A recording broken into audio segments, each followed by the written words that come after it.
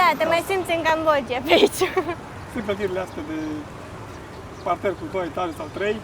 Da, cu balcoane, multe cabluri, multe cabluri, chestii agățate în balcoane. tarabe cu mâncare. Ce dacă te-ai speriat? M-am speriat un pic, am văzut pe tantea aia bătrână îmbrăcată în iepure. Tu vezi și salea? Ce să ne broaște? Da, Uriașă. e broasca fără piele. Deci n-am văzut în viața mea atâtea cabluri pe un stâlp.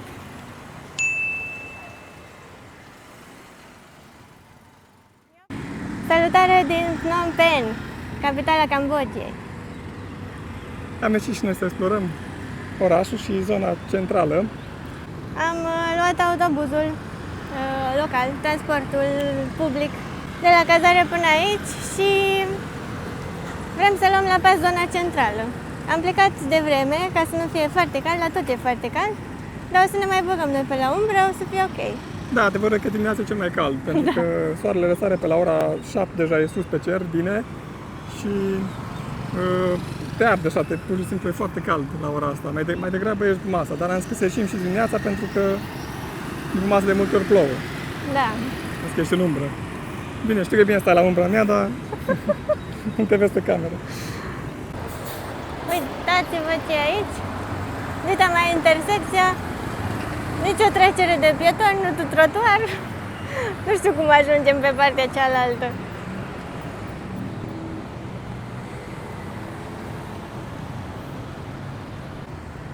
Da, chiar ziceam că nu ne-au abordat șoferii de tuk-tuk, dar cum am ieșit, cum ne întreabă unde mergem.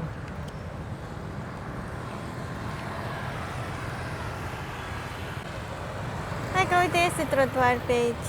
Pe trotuar, da, da. Hai să mergem repede. Acum, Să nu ne calce Mercedes-ul. fugi. Da, și sunt multe mall-uri pe aici prin zonă, dar cred că încă nu sunt deschise. E ora 9 și un pic.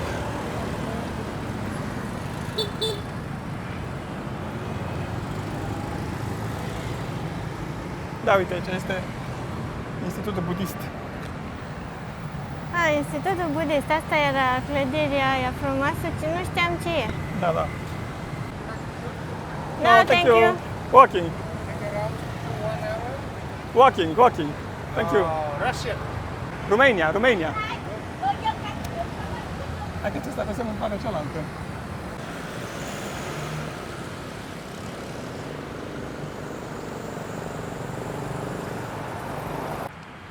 Suntem în centrul orașului și am ajuns la Monumentul Independenței, care e un monument reprezentativ pentru capitală. În momentul în care cauți pe Google Phnom Penh, îți apare imaginea cu Monumentul Independenței. E un turn lotus, similar cu ce am văzut noi la templele de la Angkor Wat, și comemorează eliberarea Cambodgiei de sub protectoratul francez.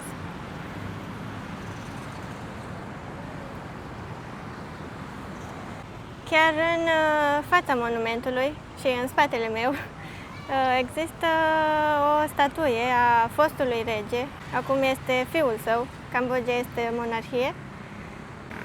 E pusă chiar în fața Monumentului Independenței pentru că în timpul acestui rege a fost obținută independența. Sunt multe zone verzi cu umbră, parcuri. Am tot mers dintr-unul într-altul. De acolo, de la Monumentul Independenței, am ajuns la alt monument. Dar e fain că ai pe unde să mergi. Doar zone pietonale. Ziceam că nu-s trotuare, dar am găsit. Da, asta e monumentul prieteniei dintre Cambodgia și Vietnam. Monumentul ăsta, din ce am citit, comemorează alianța, prietenia cu Vietnam după eliberarea Cambodgiei de Khmerii Roșii. Khmerii Roșii au fost cei care au instaurat în Cambodgia un regim totalitar. Sub conducerea lor a avut loc cea mai neagră parte a istoriei din Cambodgia, genocidul cambodgian, când au murit peste 2 milioane de oameni în 3 ani. Dar despre asta o să vorbim mai mult într-un vlog viitor. Cambodgenii, khmerii, ultranaționaliști au încercat să vandalizeze, să distrugă monumentul ăsta pentru că sunt o parte dintre ei care nu sunt de acord cu ideea asta de prietenie cu Vietnam, pentru că se consideră că, ok, au eliberat de sub khmerii roșii, dar și Vietnamul a avut anumite interese. Și atunci au tot încercat să distrugă monumentul, dar a tot fost reconstruit, reparat.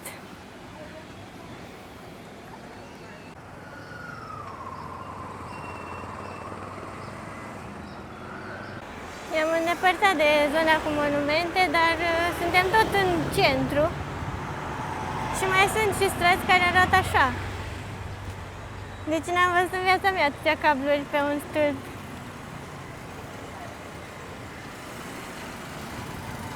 E o pânză de faianjen, efectiv. Adică cum mai poți să le descălcești? Cum? Mai le tai toate dacă vrei să le schimbi. Da.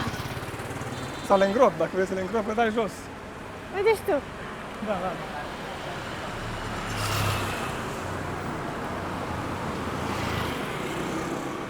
Dar mă mir că nu se încing și se lipesc mai de altele la cât e de cald și... Da, și ele sunt cu curent. Când se ard, poate nici nu le mai dau jos și tot adaugă altele. Acolo sunt tăiate.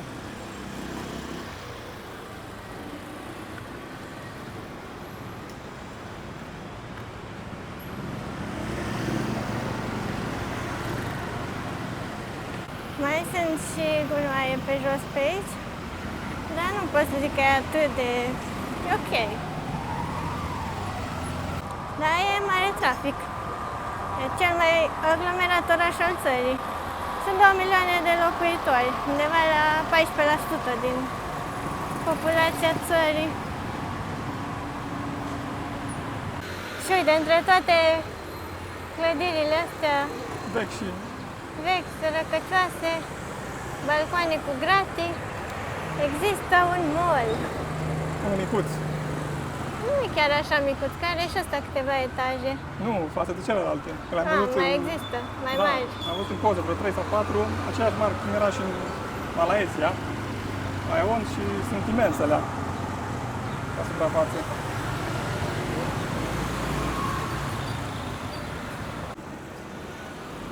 Și am ajuns într-o mare intersecție, în mijlocul căreia e piața centrală. Clădirea asta galbenă. Da, te mai simți în Cambodgia pe aici. Sunt clădirile astea de parter cu 2 etaje sau 3. Da, cu balcoane, multe cabluri.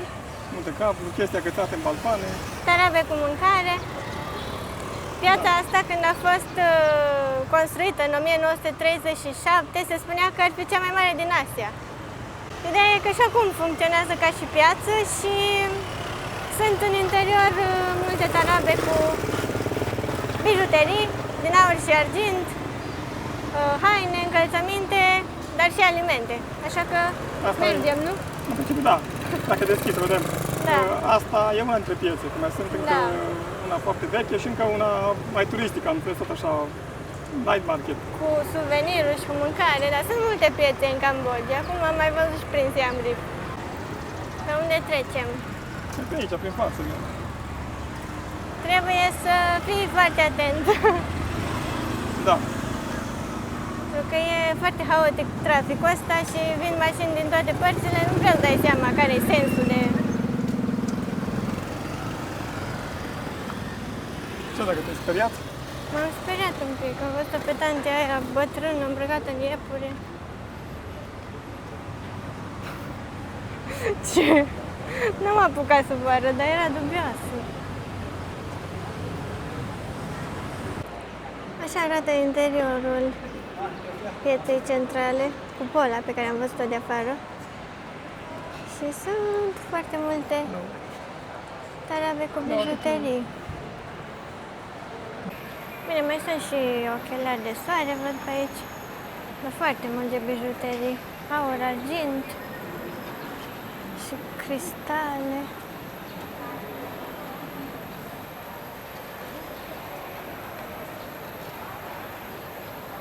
Da, e curat în partea asta. E curat și nu e așa de cald în interior. Nu e aer condiționat, dar măcar nu bate soarele. În partea asta sunt haine. Mai mult o piață turistică, cred. Hello. Pentru că sunt cam aceleași lucruri pe care le vedeam și în Siam Reap. Identice. Identice. Da, da, și picturi, tot. Hello. Hello. Aceiași magneți, aceiași pantaloni.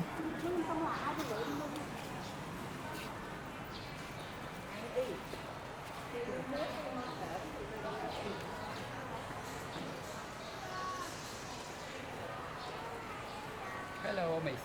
Hello. Hello, sir. I can see you. Hello. Cam toți vând aceleași lucruri, mai ales la capitolul haine și suveniruri și când văd un turist, mamă, năvălesc. Și nici nu poți să te uiți, chiar dacă ai vrea să iei ceva, pentru că insistă și doar Și dacă vrei întrebi, să pleci, da. dacă întrebi cât costă, deja e ca și cum l-ai cumpărat. Da, da. Na, nu-i prea fain. Da, e greu și să te uiți. Înțeleg că sunt mulți, vând aceleași lucruri și nu poți să vând, că nici turiști nu sunt foarte mulți. Da, pe aici perioada nu asta? prea. Sau dacă vin și stau o zi, două și... Că nu mai e vârf de sezon, acum e început de low season. Hello, sir. Madam. Low. Dar tot ce vrei și ce nu vrei pe aici.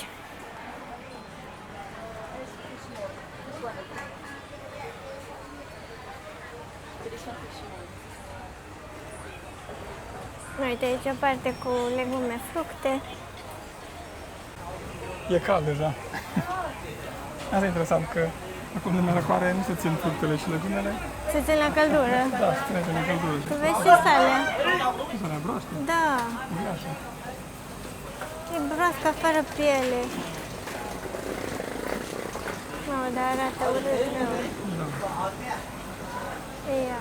Pe ce cu banii ăștia? E pentru să duci la templu, pentru noroc, belșug. I-am văzut la statui, ca ofrandă, cum să zic. Ah, serios? Am văzut N-am bani. știut asta. Nu mai mergem acum la Vai, de ce pintate. urâte erau Nu broaștele mai mergem alea. acum la pintate, alea că le-am văzut la Siam Reap. Da, nu mai vrem să vedem. Ai și foarte cald, n-ai rost acum să...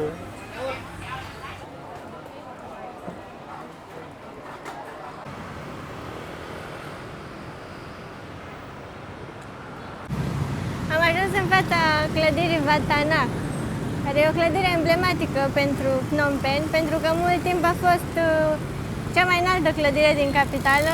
Are 188 de metri înălțime și la bază este probabil cel mai luxos mall din capitală.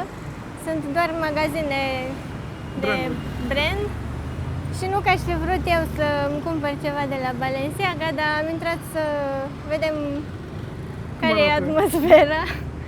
Ideea e că e foarte gol în interior, cam bate vântul și ori că nu e o oră potrivită, ori e un semn că oamenii care își permit să facă cumpărături aici sunt foarte puțini. Da, și cred că sus sunt spații de birouri, după cum arată clădirea, și Da. aici sunt în spatele sunt doar mașini. Una și una.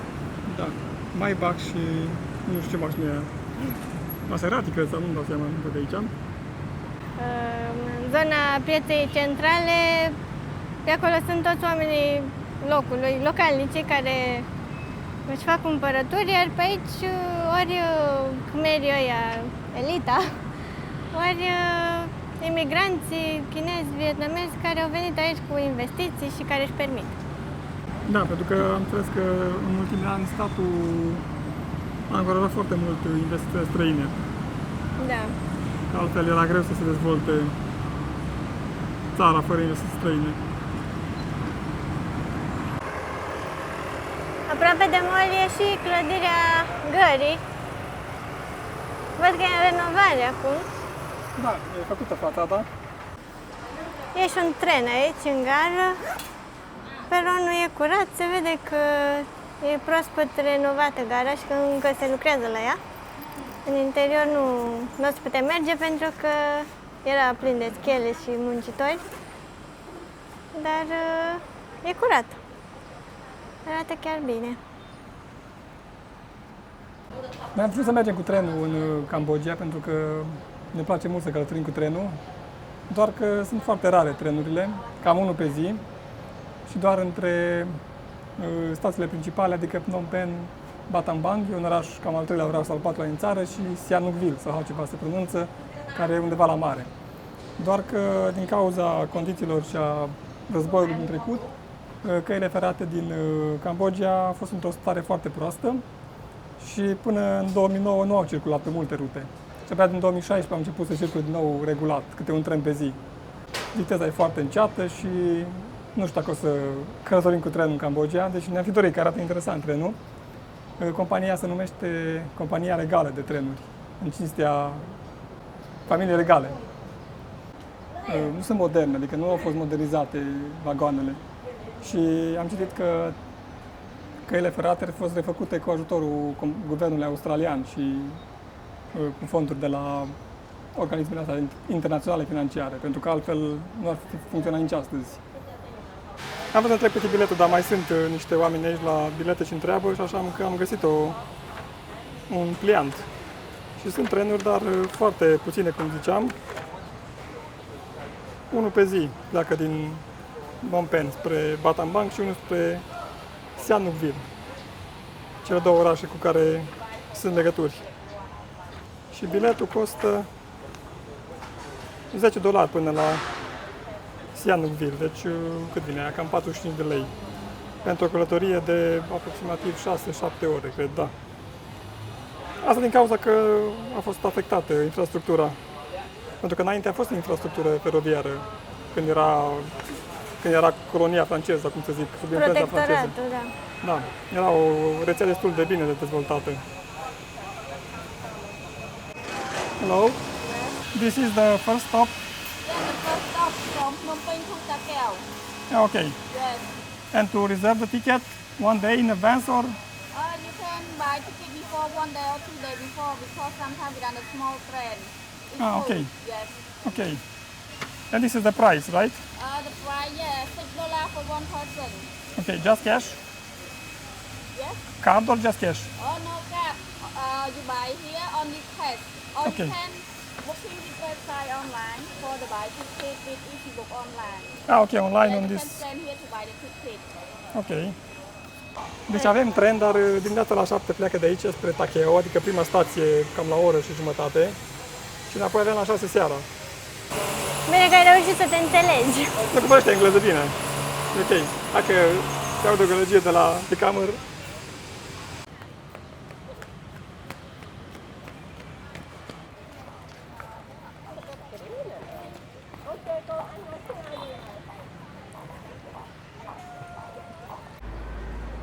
Am venit la cel mai vechi templu din capitală, din Phnom Penh.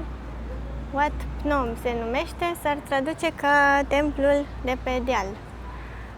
E un templu budist și e aici din 1373, practic de când a fost fondat orașul.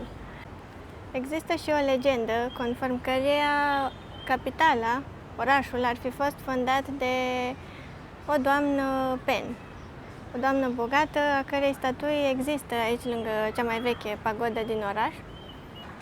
Se spune că doamna Pen ar fi găsit un copac plutind pe râu, l-ar fi adus la mal și ar fi descoperit în interior o statuie a lui Buddha și una a lui Vishnu.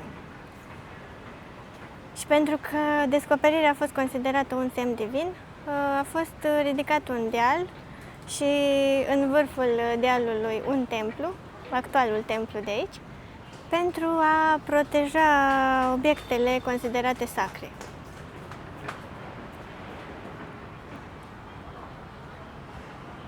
Cum vă spuneam, Phnom înseamnă deal, Wat Phnom înseamnă templul de pe deal, iar numele capitalei, Phnom Penh, s-ar traduce ca dealul lui Pen, deci al doamnei care se spune că a fondat orașul.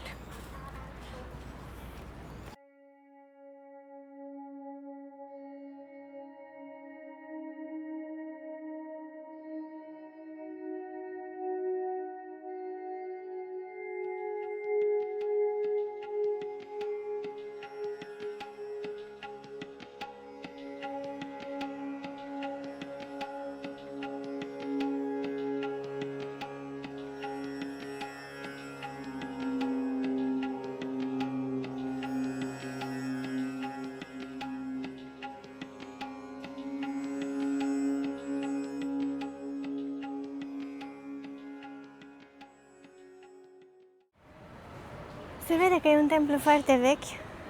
Poate că e cel mai frumos pe care l-am văzut noi în Cambodgia. Sunt picturi în interior care chiar se vede că sunt originale și foarte vechi, inclusiv statuile. Și ce am remarcat e faptul că și Buddha statuia lui Buddha e făcută în așa fel încât să arate ca și un khmer.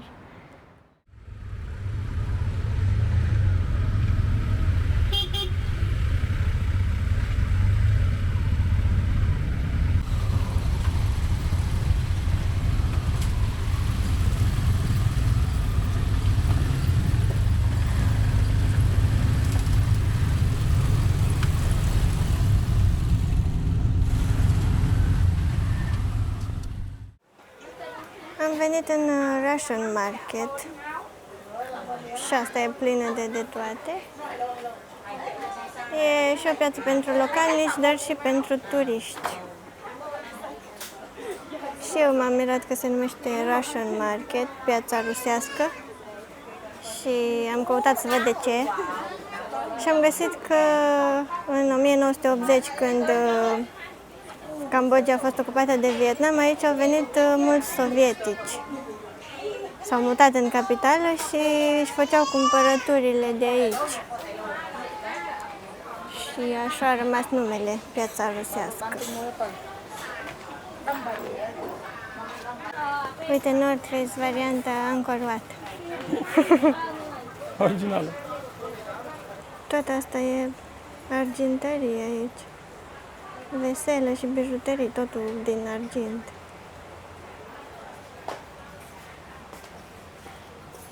Și aici sunt foarte multe obiecte lucrate manual sau obiecte de artă.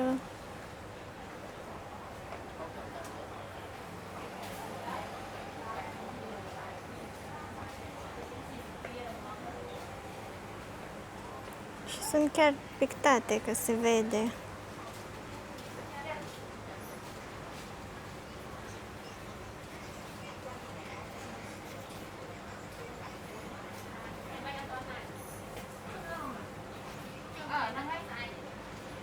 E pânza și ți-o cumperi și o înrămezi acasă. Într-un fel ăsta e fain, știi că îți ocupă puțin spațiu în bagaj și nu e nici grea. Și pare ulei. Păi se vede dura de pensul, adică mai mult de atât.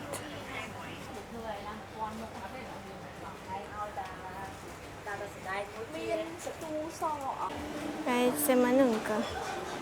Da, e un fel de food court.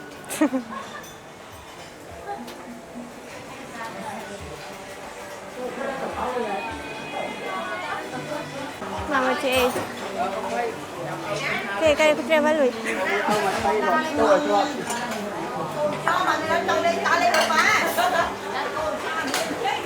Ý ông bay đục ta lê vậy?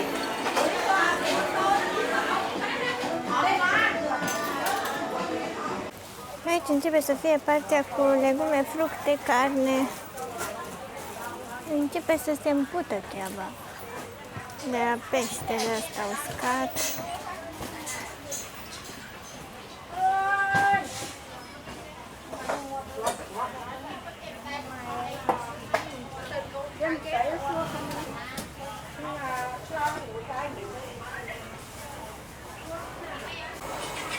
Tot ligheanul ăsta e cu creveți din aia mari.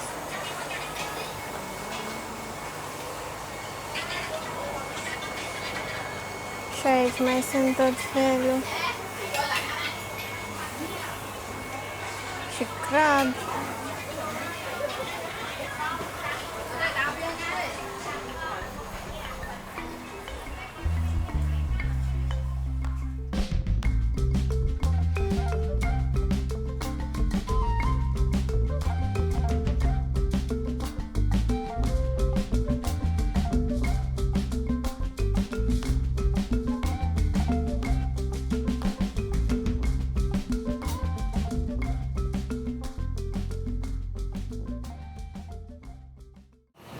Deci, după cum se poate observa, există trotuar, dar e ocupat.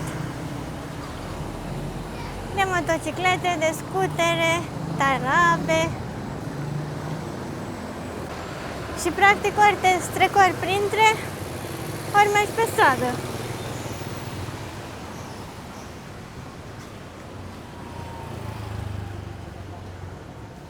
Trotuarul e lat, dar nici nu prea merg oamenii pe jos. Toți sunt cu scuterele. Uite și ăsta aici.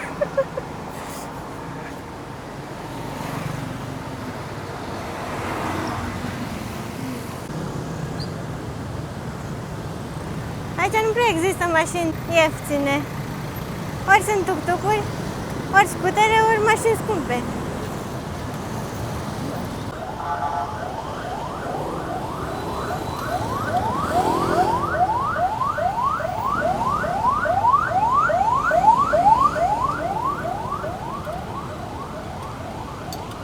Mai trecem și noi astăzi. Uite, repede că ăștia nu prea respectă, uite, vezi?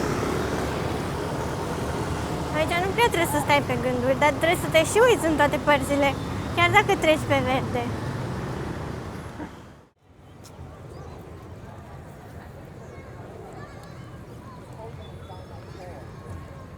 Aici e Palatul Regal din Phnom Penh. Și bulevardul ăsta tot e închis. Probabil că în alte zile îl închid ca să se prindă lumea, să fie o zonă de Nu știu promenadă. dacă e și azi, poate vreo zi specială. Azi e vineri, poate și de asta. Nu știu. Acum 2 zile a fost ziua reginei, adică mama actualului rege. Da, plinit Și a 88 de ani. fost, da, 88. Și a fost sărbătoare națională în Cambodgia. Doar că n-am prins, adică n-am venit să vedem dacă se întâmplă ceva festivități. A și plouat foarte tare în ziua aia și nu știu dacă chiar s-a întâmplat ceva. Sunt pe aici o mulțime de poze cu regina și cu familia regală.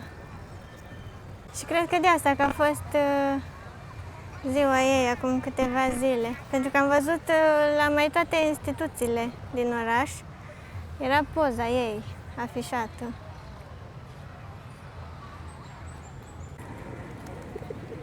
Am ajuns pe malul râului Tonle Sap. E același râu pe care l-am mai văzut și în apropiere de Siem Reap. Nu e Mekongul. Mekongul e după insula asta. Și suntem chiar în fața Palatului Regal.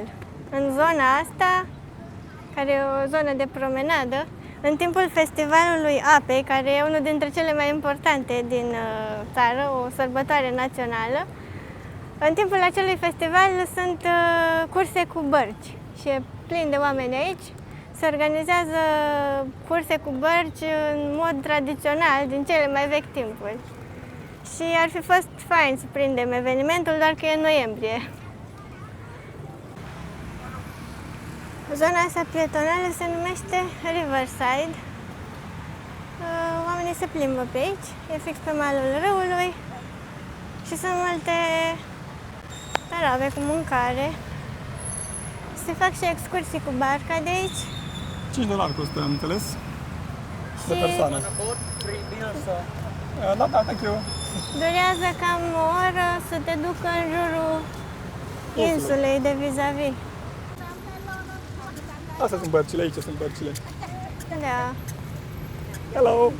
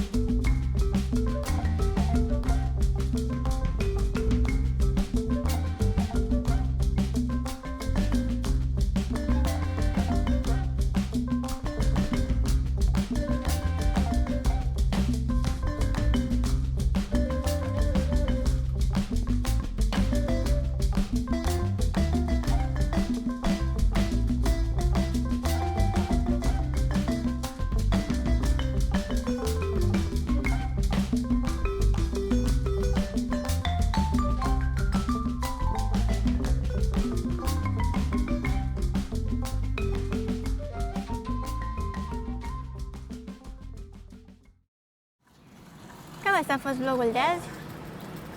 Capitala, E interesantă. da, asta am vrut să zic, că e interesantă. Sunt contraste. Ne-am așteptat să găsim contraste.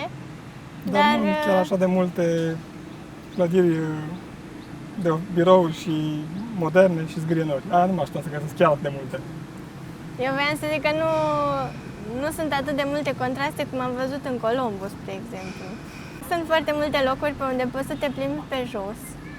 Și asta ne-a mirat, pentru că dacă cauți articole prin bloguri, găsești exact ideea asta, că orașul nu e bun pentru a merge pe jos, că nu sunt trotuare, dar mi se pare că sunt foarte multe parcuri și zone verzi și insule, chiar și zonele alea pe unde sunt monumente.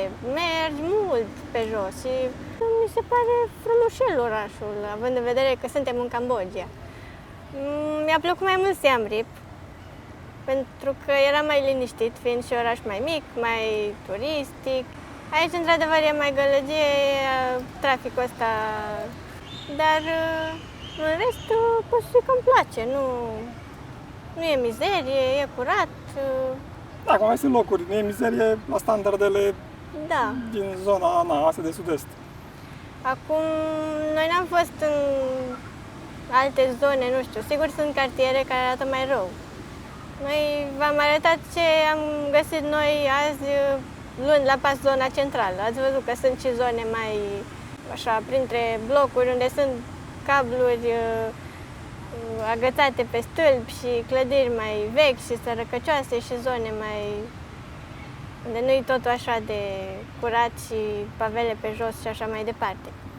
Dar în mare parte orașul arată foarte bine. Mai ales clădirile alea care sunt instituții și universități și clădiri de birouri arată foarte bine, adică toate sunt renovate și... Da, nu vezi clădiri dărăpânate și care stau să se dărâme sau pe lângă care ți-e frică să treci. Da. Ceea ce, e ok, adică pentru o țară care a trecut prin atâtea Da.